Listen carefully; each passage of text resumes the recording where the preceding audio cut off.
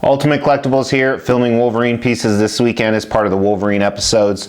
So this is Wolverine episode 9. Just as a reminder, if you're a new watcher or if you have a short-term memory like me, I'm filming reviews of all the Wolverine statues I have and have coming. There's going to be about 20 of them. So this is episode 9, and it is a diorama, so just not Wolverine, but we'll review both characters in this, and let's get to it.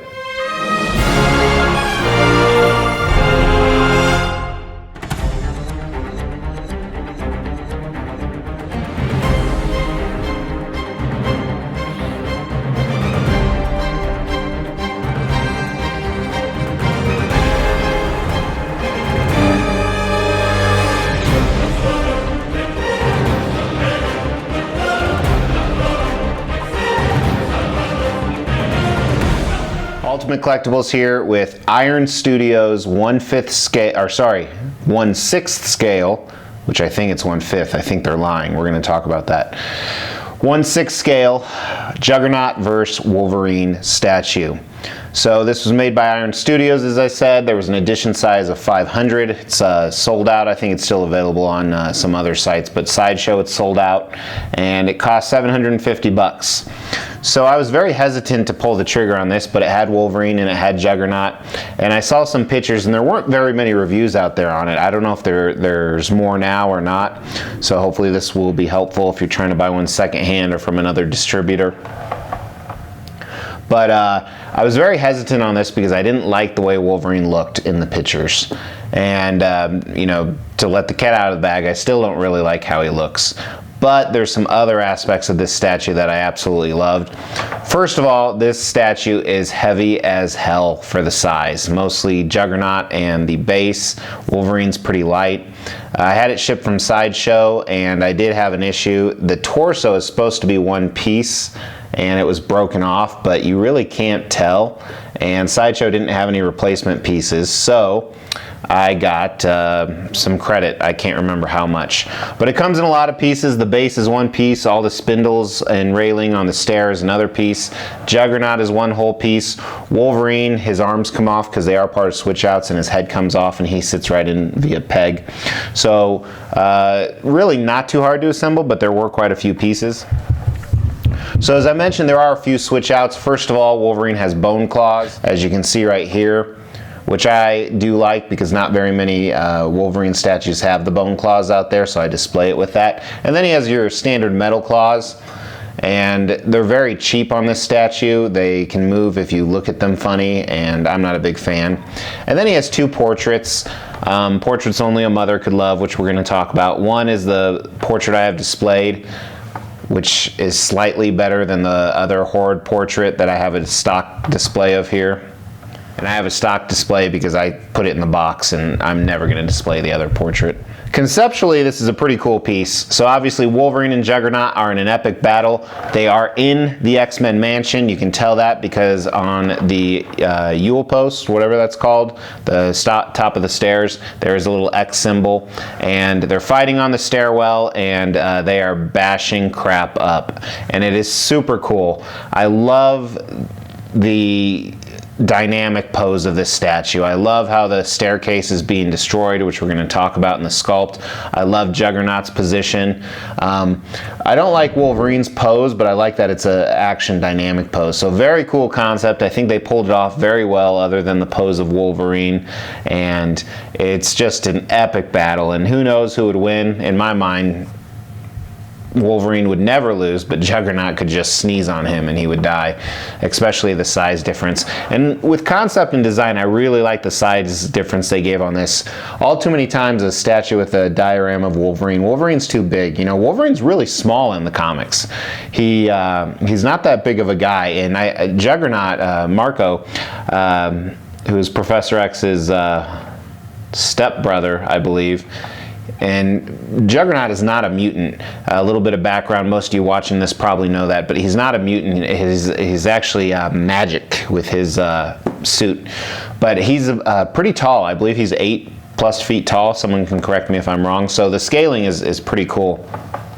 And when I talked about in the intro where I said they advertise this as 1/6, I don't think it's 1/6. I think it's closer to 1/5. So jumping right into paint and sculpt, first I want to start on the stairwell, and this is why I bought this statue, to be honest with you. Seems stupid, but this is the coolest base. Not the coolest in the world, but man, this is done really well. So first of all, it's obviously the stairs in the X-Men mansion, and everywhere that you know, there's damage everywhere, obviously, from where Juggernaut's been stepping to where he's smashing his fist in the ground and the planks and the boards are flying up. It's so cool. And I love the sculpt on the wood. You can see that there's scratches from the fight, but there's a little bit of grain from when it was before it was destroyed. And wherever it's broken, whether it's on the spindles or the floorboards or the railing, it's really well designed. I like the paint and the sculpt that they put in there, and I guess this is more concept than it is paint and sculpt, but the paint and sculpt obviously has a big part to do with it. Next I'm going to jump to Wolverine. Wolverine's not good, I'm just being honest with you, and this is why Iron Studios really confuses me. I have a couple other Iron Studio pieces. They put out some amazing pieces and then they put out some shit pieces, and in my opinion this statue has both. So Wolverine, first of all, you know, moving up sculpt, there's not really a lot of definition in his lower half at all, not only on his clothes but his muscles, and then the paint's really bland on it. The yellows and blacks and blues, it looks bad for a $700 statue. It just doesn't look good. Seems like a big miss on the Wolverine. The upper torso, other than the horrible pose of how it, and I think one of the bad parts of the pose is the way it looks compared to the bottom. And I understand he's lunging back, but the upper torso does have more definition, especially in the muscles of Wolverine. The suit, again, is very bland, really no folds or rips. It looks like they sculpted it and painted it where he wasn't really wearing a shirt, so they didn't try and sculpt the clothing at all. His claws, at least the bone claws, look good. I do think they did a good job with that. I think they're a little bit long because if you do the measurements, then these bones probably go back through his elbow when they are retracted. So a little bit of a miss there. But his arms are a little too bulky for me. I think they actually did a better job on the paint with these, showing the different hairs and the different colors, but they're a little bit too bulky to fit Wolverine. Then lastly, his portrait, and I'm just going to talk about the one I have displayed. I think this is a bad Wolverine portrait. It doesn't look good. I'm not a fan of it. The paint is actually okay on it, the paint around the mouth, but it's kind of dull. Paint around his eyes, but if you just look at the sculpt, there's not a lot of definition there. It doesn't really look like Wolverine. And then looking at Juggernaut, Juggernaut is the star of this piece times 10. They did an excellent job at Juggernaut, and I just got done bashing Wolverine. I'm going to praise Juggernaut. That's what I mean. They can do awesome and horrible pieces together.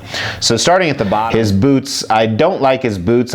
These are comic accurate though. They almost look like what an elf would wear, but they did a good job on them with the texture and the sculpt, and it's amazing to me that the sculpt on Juggernaut is so much better than Wolverine, when I'm 99% sure it had the same sculptor.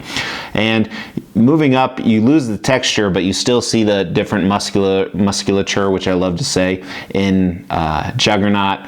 Some of the folds, the creases in his uniform, and I like the vibrant colors they used, not only on his boots, but on his uniform and around his torso. The maroons and the blacks and the reddish oranges, and I really like how it glistens like armor would. And his muscles are kind of all over the place. It's almost overdone, but I think Juggernaut should be overdone because he's just such a massive beast. And his arms, I'm not a huge fan of the paint on the arms. I see they did do a little bit of blue veination, but again, his muscles are overdone, and he has his bracelets and his rings around his forearms, which are even a different color altogether. But his muscles are overdone, but I think they should be overdone. His veins, I wish they would have done a little bit more blue, light tinted blue. There is a little bit on there, but it needed a little bit more. His fists look really cool. Again, they sculpted them. They look like real human hands. They're pretty large as well. And they maintain that same color as they did with the rest of his skin. And then I like his portrait a lot. You can only see part of it through the helmet, but it's a good menacing look by him. It looks very comic accurate. I do like one part I didn't mention is there are some Wolverine claw marks on his helmet and some good striation in his helmet moving back to show it's very metallic, and it's not as glistening as the rest of the suit, but I do like that. Okay, can't really see my face, but you're not here to see me. So overall, I really do like the piece. I think Wolverine's a miss on it, especially just comparing it to this other diorama, which I'm going to review next. But as you can see, scale-wise, they're very similar. I guess Wolverine isn't that much smaller, but Wolverine's about the same size. And again, I think this guy's 1/5 and this guy's 1/6. So very cool piece. He'll look good. He looks good in my Wolverine collection. I think they knocked Juggernaut out of the park. If you enjoyed watching this, stay tuned because this one will be posted in a few days. Thanks so much. Take care.